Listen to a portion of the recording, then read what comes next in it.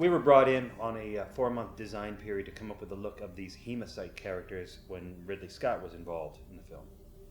We started off with miniature maquettes to show body designs, and then we moved on to full-scale busts to develop the kind of gaunt look of the characters. This whole design process was really interesting. At this point, we didn't know if these were going to be accomplished with bodysuits or prosthetics or maybe even animatronic puppets, so everything was up for grabs. Ridley's idea was to use some of the old Italian waxwork figures from the 1700s as a basis for the hemocyte looks.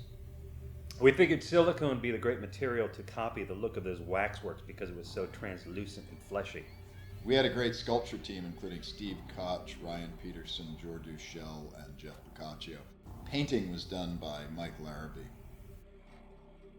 We played around with the idea of the hemocytes covering themselves with UV protective mud and wrapping themselves in plastic. Plastic seemed like it was an uncomfortable choice for these non-human characters. We thought that was interesting.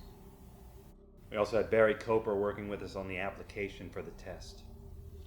We had a history with Barry Coper on the Santa Claus movies, so it was a great change of pace for us to work on this kind of horror subject matter with him. Silicone appliances were new at the time. This wasn't the first time it was done, but it was definitely a new process and we were trying to make the most of it.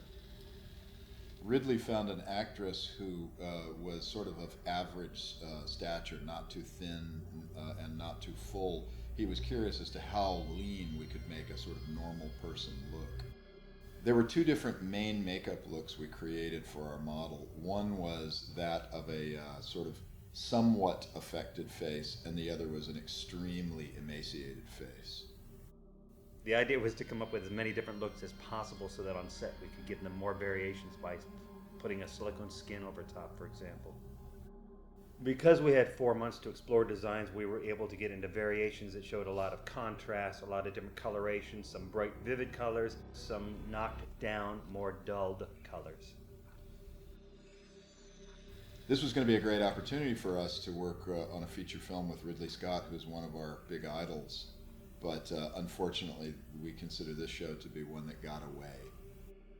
We were contacted by Warner Brothers to be involved in the Will Smith version, but as it turned out, they were more interested in using a digital approach than a makeup approach. The nice thing about Studio ADI is it gives us a chance to share some of these images of different things that could have been. Thanks for watching, and be sure to check out some of our other videos on Studio ADI.